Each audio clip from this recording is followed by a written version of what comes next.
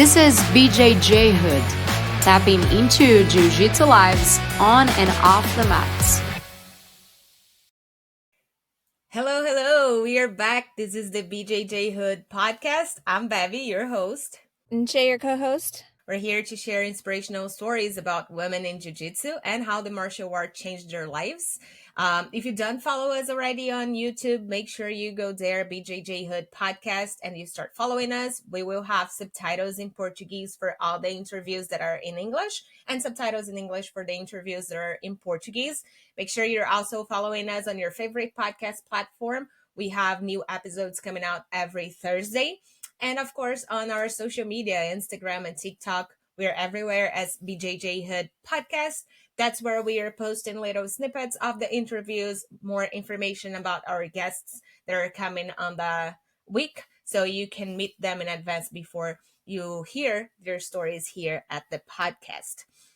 If you hear something that you really like, and then you think that a friend could benefit of it, make sure you share the episode with a friend. Leave a review for us on Spotify or Apple Podcasts. That's really important for us to grow our podcast and for us to be able to get to more people.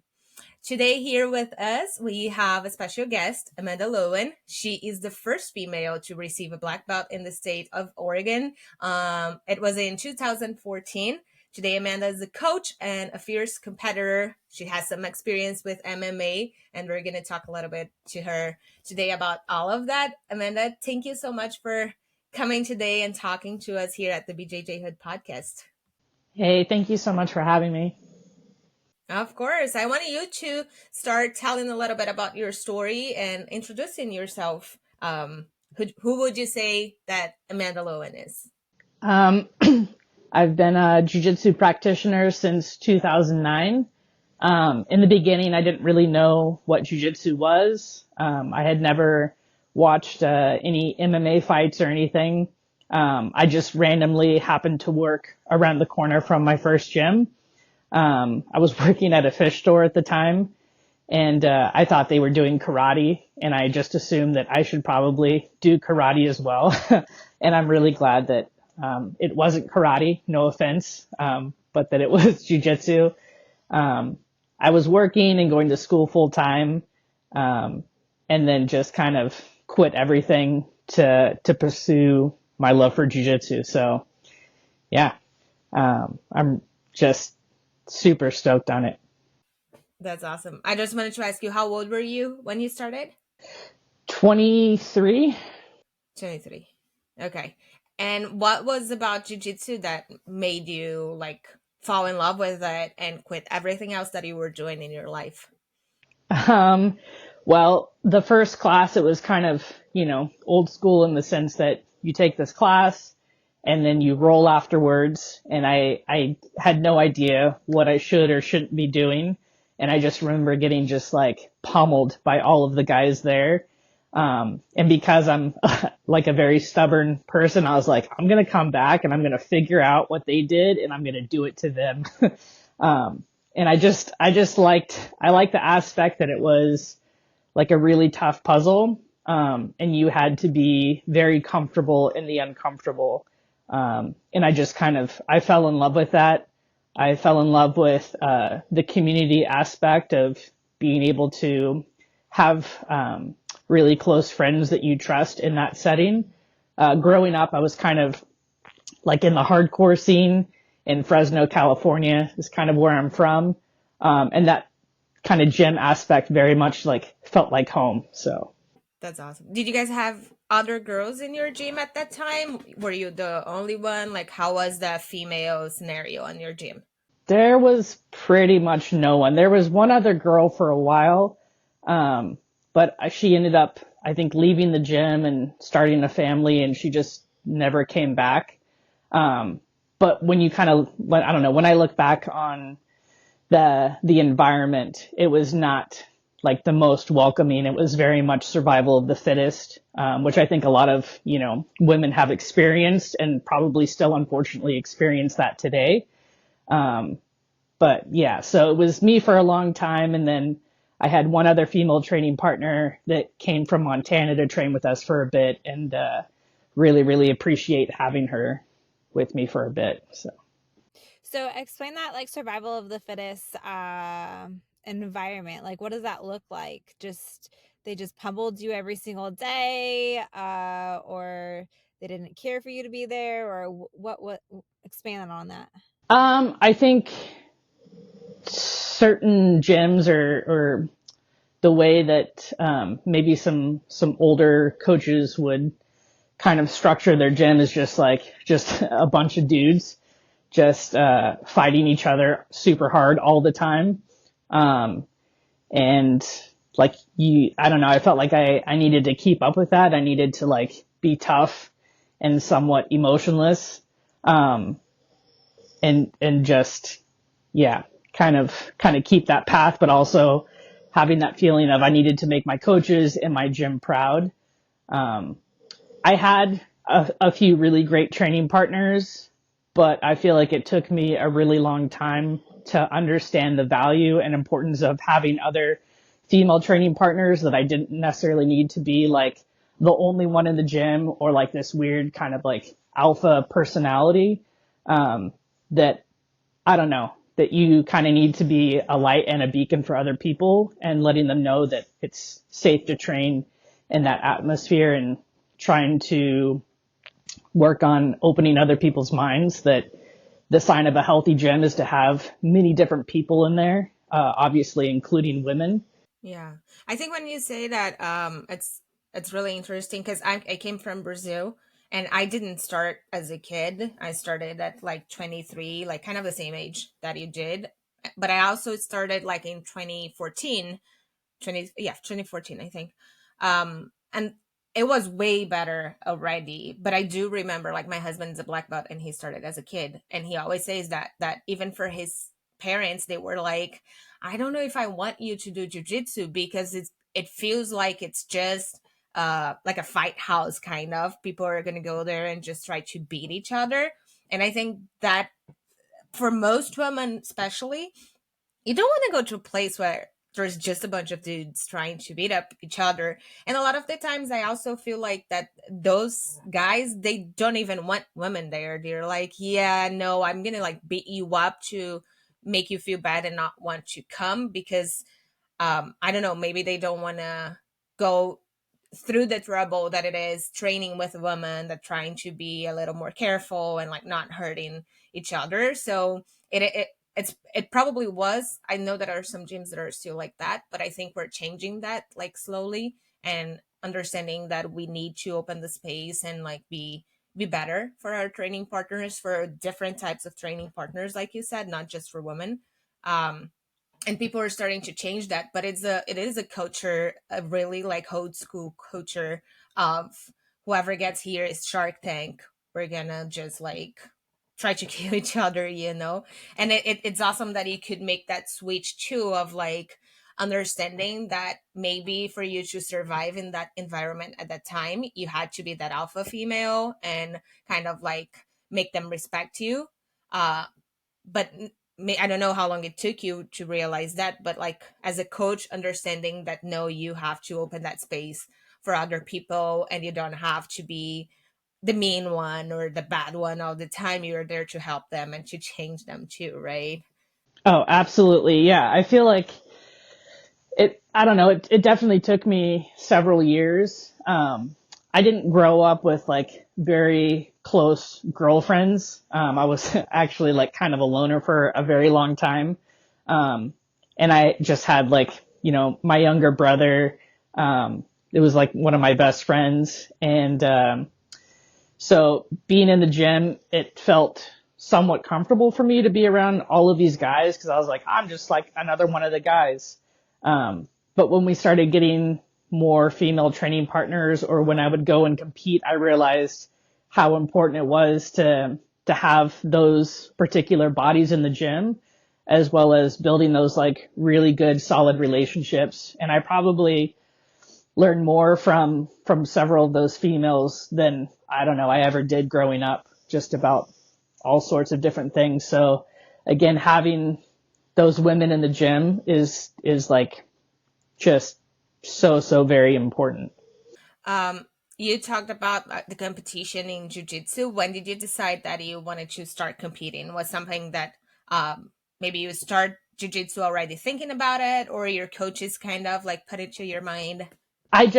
So I think like after 4 months of training, I did my first jujitsu competition.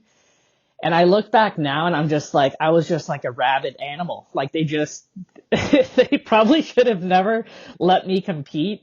But I did. And I remember like getting second. It was, at this, local tournament called Sub League. And it was, they didn't do points at the time. It was just kind of like these 4 minute submission only rounds. And so you're trying to submit as many people in that bracket as possible. And I look back and I'm like, man, it's just like the worst crazy spazzy white belt. But I remember like having so much fun, because I didn't do athletics really growing up. Like I was on like a little soccer team, maybe in elementary school, and I was like not a great athlete. So being able to do jujitsu just felt like really, it's such an individual sport, but you can't get better, without your team. And I really, really like that because I like learned that I couldn't make excuses, that competition, like you're working super hard in the gym, but it's different out there. Like maybe you perform at like half of what you are normally capable of, because you have all of these peers watching and you have a particular expectation of how you should perform. So I kind of fell in love with that, and realizing that it was like, it's still very uncomfortable for me to compete. I get super nervous and I kind of hate being in front of people, but I love to do it because it makes me uncomfortable. And I know that in order for growth, you have to kind of experience a lot of that. So yeah, I competed, 4 months out of the gate, and then tried to do it as often as possible after that. That's amazing. I saw in one of your interviews that you were talking about that you feel that your physical aspect, it's always ready to compete, but the hardest part, it's always like the mental challenges, right? Like, how do you try to prepare yourself before those competitions? Because I think every person have their own little like things that they like to do. Like for me, for example, a little bit before, maybe like 1 hour before my matches, I start to listening to some music that I like while I'm like warming up, and I want to get into that like state of I'm happy and I'm here and like I'm ready to do this. So I like to listen to music. Like, what do you try to do to overcome those challenges? I understand that might be really hard, but what helps you? Sometimes I'll listen to music. I really try to make sure that I'm as warmed up as possible, because I'm a real slow starter.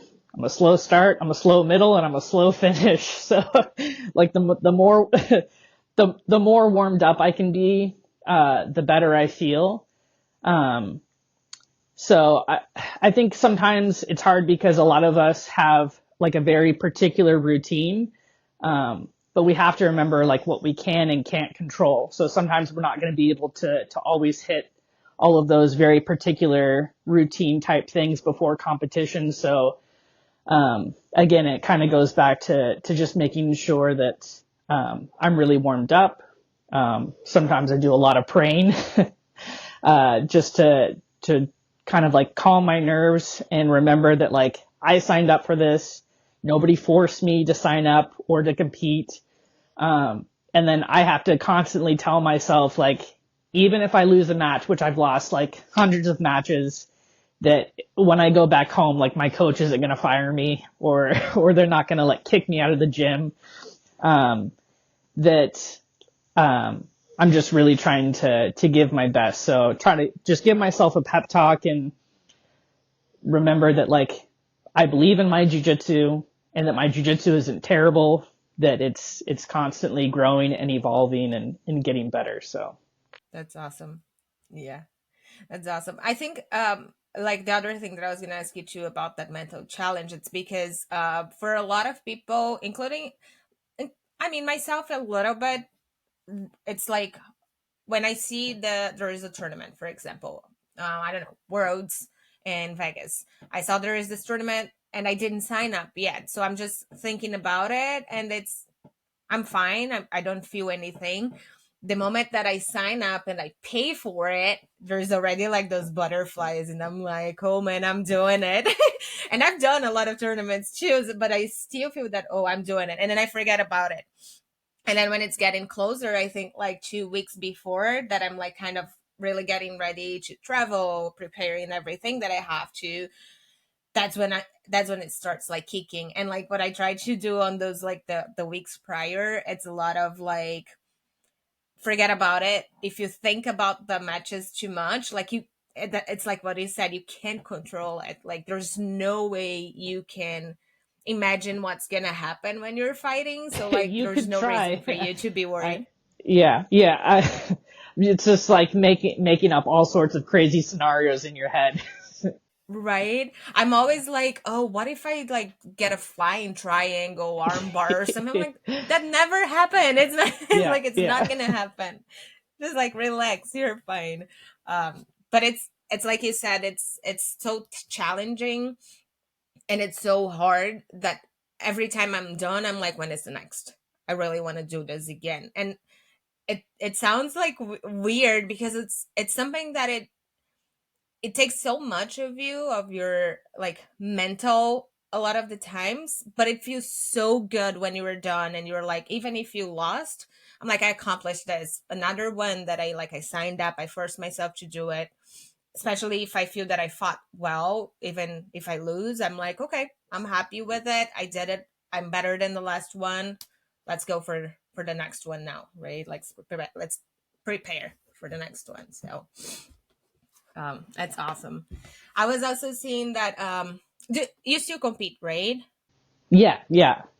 The last tournament I did was the ADCC Open in Vancouver. How was that? It was good. I got double silver. There was like a weird rule that I didn't understand in the first finals match, and so I lost by like a ref's decision. But I was happy with the performance. And then, the finals match in the absolute, I kind of blew my wad in the previous match. It was a really good, tough match. And then the finals came and I just I slacked a little bit, and I should have pulled the trigger on a couple of things. But again, lessons learned, and I felt pretty good. That was probably one of the best mental tournaments that I felt like really good about. Well, you were talking about it like that you were a slow starter, slow like middle. I feel that I'm really slow too, and it takes a second for me to kind of like wake up on a match. Do you think there's anything like that you can do kind of to turn on, like to get yourself fired up and like pull the trigger when is the right time, kind of like not wait too much? I think it goes back to just me making sure that I have a really good warm up. Preferably I like to like roll before matches. And sometimes like it'll be a hard, 30 minutes before a match starts that I would like to make sure that I have like a really good sweat, and to have my training partner really pushing me, to perform the way that I know how I can perform. For your students, do you encourage them to compete? Like, do you think it's important for people to compete in jiu-jitsu? Yes and no. I feel like it depends on what your goals are, because teaching is like a specific skill. Being able to compete, I feel like, is another skill. And I don't think that someone necessarily has to do both. But if you have, I've known a few students that are, that are champions on the mat. They're like top of the food chain, but they don't really want to compete. But I feel like those are the people that really should compete. If they think they're so good in the gym, then, well, you should probably go check out what's outside of this building, kind of thing. And maybe like take a little bite of humble pie, But again, I feel like I think I used to really love to compete a lot more. And sometimes I want to compete because obviously winning feels really, really good.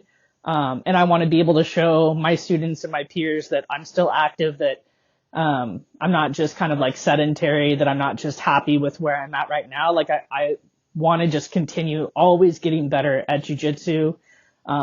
And testing myself is really, really important. And testing myself outside of the gym again, I think is necessary for like my specific growth. But I think you could do like little in-house tournaments that will kind of get some of those same butterfly feelings.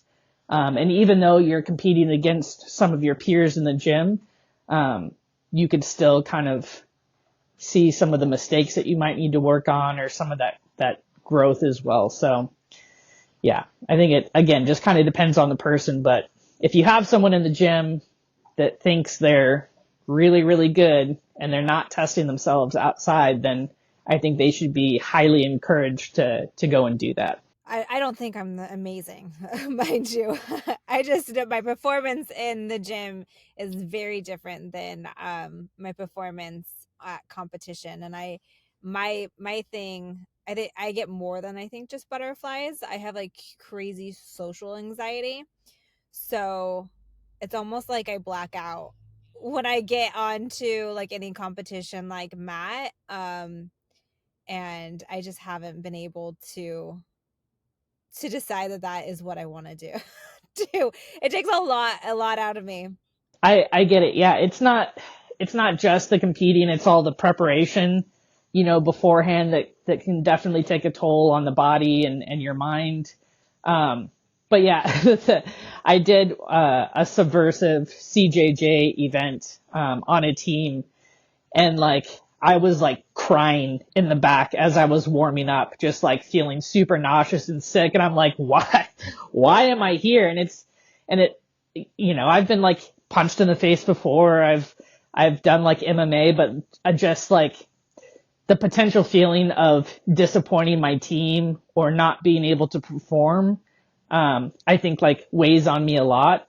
And I think I always have this like magical, perfect performance, that like I'm always chasing.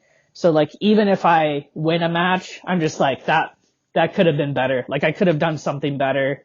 I probably look like, slightly R-worded, but, so I think sometimes those barriers can get in the way. But again, I don't think it's completely necessary for you to compete unless you feel like that's something that is potentially missing from your arsenal.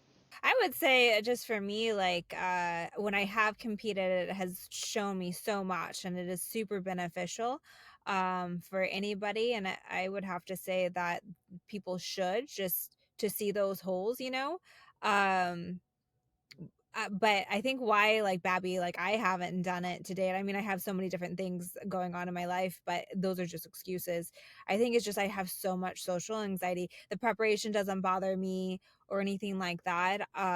It's literally just eyes on me. When I used to bartend and do also like promos, and I would have to literally talk myself up every night before I even did those like working events, of like, why did I do this? I don't want to go out there. I don't want to talk to people. Like it is like so ingrained in me, that that's what is fearful. It's like, not like I already have like, I'm very much of a downer. So I'm like already like, I probably am going to like not do well. It's okay. That's fine. Like none of that bothers me. There's no ego. It's just a matter of like eyes on me. Like I cannot handle it. I didn't even have a wedding. It's so bad. But yeah, that's my big obstacle, and I probably should be uncomfortable and get over it. I'm in awe of everybody that does them, because I'm like, I wish I could do that and feel somewhat okay. I mean, it takes, time and practice. What I tell people normally, like, I feel that they need to do at least once in their lives, and maybe do as a white belt because it's the beginning and they can hate it after, just to have that experience and understand what it is about the competition. Like, you don't have to love it, you don't have to keep doing, but maybe do once. And for you, for example, that have all that social anxiety, maybe it's good because you kind of start getting used to have people looking at you. And I think that the biggest thing in there, it's being judged. Like Amanda said, she doesn't want to um like look bad for her team, and sometimes we are always looking so much for that perfection, to be like the best, even because we know a lot of the times, like, I know I could have done better.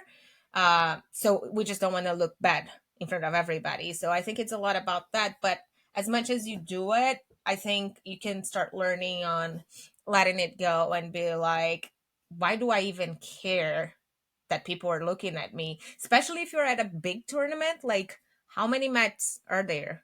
20, 30? Why do you think everybody's looking at you? There's so many people for them to look, like they're not seeing you. So I think we put the spotlight too much on ourselves, just trying to hit that perfection that doesn't exist. And that's going to take away a lot from us. So just try to like let that go. I know it's hard, it's easier said than done. But letting that go, it's going to help you grow not only on your jiu-jitsu journey, but I think for life, of like sometimes not caring what people think about you or about what you are doing. Just like do what makes you feel happy and good, you know. Amanda, you were talking about the MMA fights. Tell me a little bit about that. Like, when did you decide that you wanted to also compete in MMA? That freaks me out completely. Even like my husband, he's like, I really wanted to get at least one, like, like MMA fight in his curriculum, and I'm like, I would never want somebody punching my face. And I think that's why I like jiu-jitsu. There is no punching. So, how was that experience for you? It was interesting because in the beginning I was not as nervous to compete in MMA versus jiu-jitsu, because I knew that my jiu-jitsu was going to be better than any girl that I fought in there. So I knew that I could always rely on that. My stand-up was not amazing. And in my very last title fight, I pulled guard multiple times, which I don't know if I necessarily recommend that, but I was like, well, I can again always kind of fall back to this, but the preparation was really tough.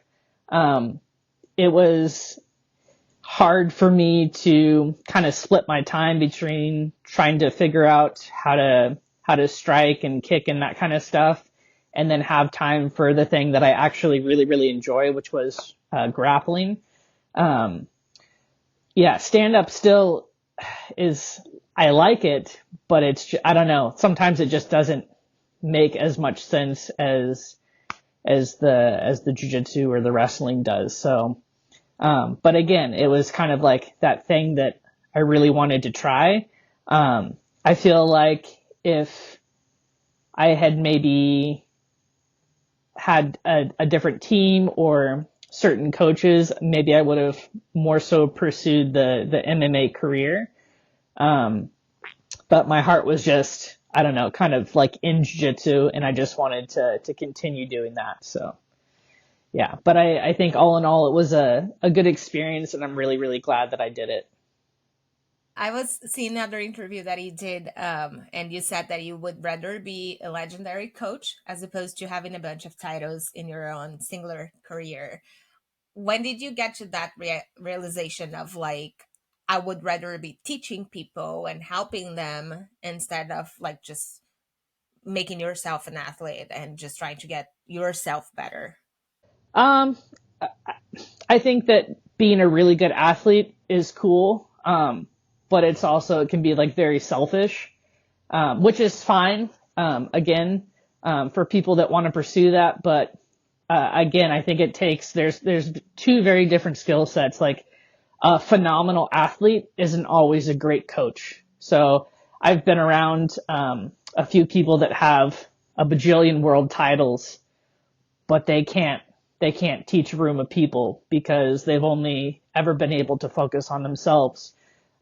Which is no shame to them, but, I realized like, I don't know, I would like to think that I have a gift And I want to be able to share that with as many people as possible. And I think being a really good coach, like I can impact more people's lives that way than, I don't know, just performing on a stage for a certain amount of time because I'm getting old, you know? But I feel like I can teach for as long as my body can move. So yeah, it's, I don't know, really, really important to me. And I want all of my students to be better than I was when I started. So I'm pretty sure that's the case now, as we have great ways to deliver information and teach people. That's a theme that we see. I think a lot of people are, at least I think I've seen, and going and interviewing people, is that they say not every athlete can be a teacher, and every teacher can be an athlete. It's very different like skill sets, and it doesn't cross over. I think it's true. I think like that mindset of like I can get older teaching, it's a really good one. It's not like you didn't compete or you don't want to compete. You do when you can and when it works for you. But like as you get older, that's the way that normally it goes. Like the path that you would follow would be become a coach or do something else out of it, because you can't be an athlete, especially if you were an elite athlete. It doesn't last super long. It's not a long career. Like your body is going to feel it at some point and you're not going to be able to do that. Yeah, the way some of those folks train, it's like you can't run at that like high of an intensity for a long period of time. But I do think it's really important, even as a coach, to make sure that you're staying active on the mats. It kind of drives me nuts when I go into a gym or I'm visiting and like, I don't know, I hear the students tell me like, oh yeah, that, my coach doesn't really roll or doesn't really train. I'm like, how are they? Like, you got to stay relevant. I don't think you have to roll with every single one of your students. But I think it's really important, to lead from the front or set an example that you are still pursuing knowledge and you're still pursuing solutions and stuff like that. So. Yes, I totally agree with you. Coming from that gym on your first experience where it was like a Shark Tank, let's say it like that, what do you do at your gym now to make it more welcoming and for people to feel more comfortable to come and do their first classes and to help them to stay in jiu-jitsu, to stick with it, especially for women, because we're always talking about like how hard it could be for women coming into a gym, especially with a lot of men. I love seeing women teaching the classes. I think that opens doors for other women too. That helps a lot. So what do you do at your gym? At 10th Planet Portland, one of the biggest reasons that drew me to that specific place was obviously Phil Schwartz just made such an amazing, I don't know, he's built such a phenomenal community, and the gym just has like a really, really positive vibe. So I had been there for about 6 years or so, and everyone was just super welcoming. It was almost weird at first because I was like, are they faking it? Like, is this just some like trick to get me in here to like maybe get me to coach? But like to this day, it's been the same. There was like a very good handful of women that had already been training there.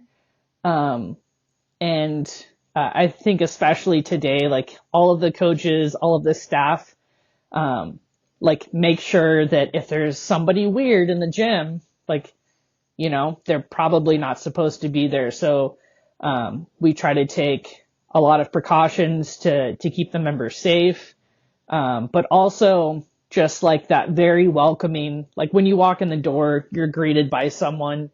And it's not just this like fake greeting. It's because we want as many people to come like fall in love with this thing that we've like dedicated our whole lives to. So that was definitely one of the biggest draws for me. But having good jiu-jitsu sometimes doesn't necessarily matter in the beginning, because if you have a new student they don't know what's good and what's bad. So just really trying to create a really good, safe environment, something that they feel comfortable doing because, I mean, I know the guys deal with it, but women especially, it's like they're probably coming in and they probably have some sort of baggage or trauma. I know that I do, or, you know, I did. So people are trying to sort through that on top of being in this really big kind of weird space where everybody's touching each other and there's heavy breathing and sweating. So it's like, by the time you get through like all of those barriers, it's like you want to be able to like trust the person that you're also training with. So, I feel like we lay that out really, really simply and just make it feel like a big family. You're talking about the traumas that you experience and that most people experience. It's all different for everybody. How do you think jiu-jitsu helped you to deal with all of that, or maybe even things that happened after you started jiu-jitsu? Like, what did jiu-jitsu do for your personal life, not just on the mats? Oh man.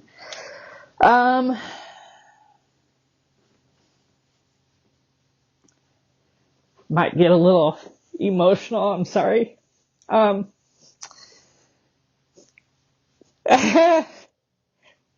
dealt with some stuff before I started jiu-jitsu. That's okay. And then dealt with some pretty big stuff while I was in jiu-jitsu. And I think that getting comfortable in the uncomfortable was really important for me. But I think the biggest realization was remembering that, like, I can endure a lot, but I don't always have to, or I shouldn't have to. So sometimes being uncomfortable, and that uncomfortable wasn't the most positive thing for me, because I would just try to like be tough and deal with that stuff for way too long. So I think it sometimes can be a blessing and a curse, depending on the stuff that someone has dealt with. But again, I had a amazing support system at the gym. And those people helped me through a ton of pretty gnarly stuff. So yeah, sorry. No, it's okay. You're totally fine. I didn't. You're gonna make me cry. I'm like trying to hold it back right now. I have to go back to work.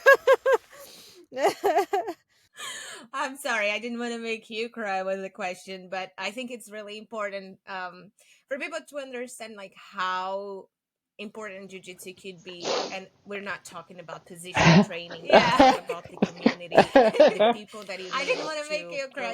To help you through all the things that you had to go through. When you were talking about it, it came to my mind. Sometimes I think a lot of us that do jiu-jitsu for a long time, we have kind of one thing in our personality of thinking we are tough and that we have to be tough and we have to just like fight through things and just like whatever, you know, like not be whiny or like crying about the things. But the first lesson that we learn in jiu-jitsu, it's if something hurts, you tap.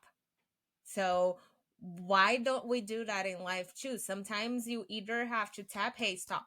It's over for me. It's not good anymore. Like I can't get out of here. Or I will have to call somebody and be like, hey, I'm stuck in here in this position. Can you help me? And that's what we have to take like to our lives too. We have to ask for somebody else to help you, to support you. And I think we all can, I mean, if you're lucky enough to have a really good community in your jiu-jitsu school, you can rely on them for that too, to help you go through things, not only on the mats, not only on jiu-jitsu positions, but also outside of it in your personal life. And it's amazing when you're able to receive that support, right? Oh, absolutely. Yeah, it was a lifesaver.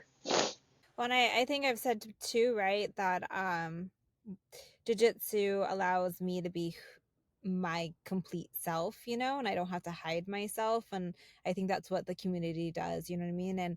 And what the sport does in general, because it breaks down so many different barriers, and it's raw in itself, right? And so because you're on the mat being raw, it allows you to be raw with the people that you're rolling with and open up that community. And in a way, you're forced to be open and vulnerable, and it allows you to build those friendships and community that you would never be able to create, I think, in so many other different like sports and environments. At least for me, that's how I feel.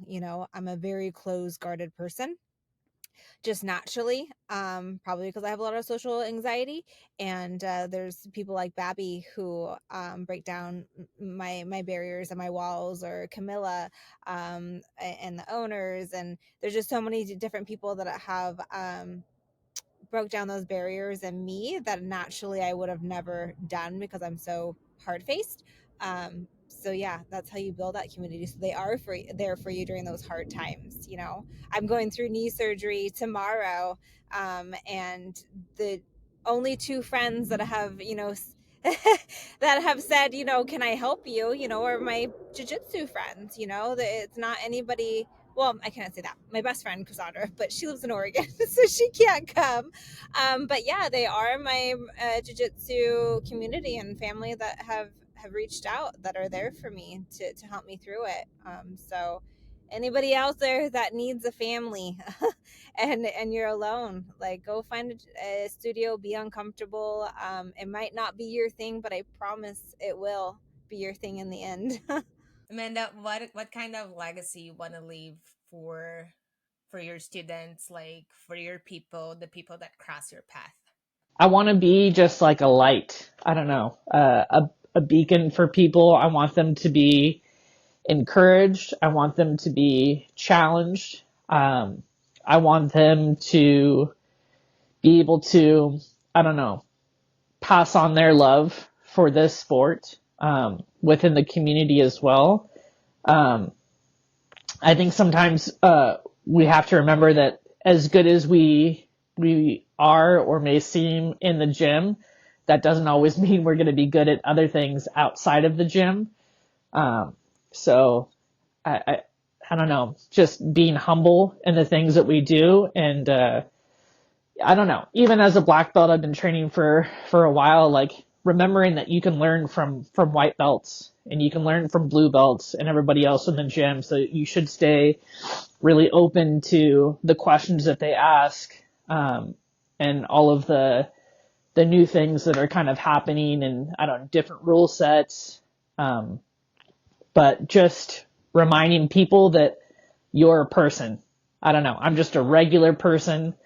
And I'm not, I don't know. I never want to be put on like a pedestal. And I really try to make sure that other people that I really look up to, that's just it, that I look up to them. And I admire what they're doing, but I don't see them as some god or something. So, yeah, I just want people to be encouraged by the things that I'm passionate about, and hopefully that will spark some passion inside of them as well. For us to finish today, we like to ask people, what does BJJHOOD means to you? You kind of said a little bit about it on the previous questions that we had, but like, what does that mean for you, BJJHOOD? I don't know. BJJHOOD it's very, very cool. I think that there's no cap on what you can do or what you can accomplish. I think it's really important to have attainable goals, and then goals that you set that seem a little bit scary. So keep pursuing the things that you love, even if they're hard, because I promise you it'll be worth it. Amanda, thank you so much for taking some time talking to us today, opening up for us here today. Went up a little bit emotional with your experiences, but I think that's really important too, is even though you were tough, you were like super strong, you have, like you said, you're a person, you have your feelings, you have everything else that sometimes a lot of people don't even know they're going through our lives, and that's for everybody. So I really, really like to have you today here and to be able to share your story here at the BJJHOOD. Thank you so much. Really appreciate you too. Of course. For you that are watching this episode, make sure you share with a friend. I'm sure everybody has something to learn from our conversation here today. Make sure you're following us on Instagram and on YouTube so you don't miss any of the new episodes. And of course, on your favorite podcast platform, our episodes are coming out every Thursday. Make sure you also follow Amanda on Instagram. We're going to leave her Instagram handle all the way down here on the information for this episode. We'll see you guys next Thursday. Thanks for listening. Would you like to share your story? Email us at bjjhoodpodcast@gmail.com. You can also follow us on Instagram at BJJHOOD Podcast.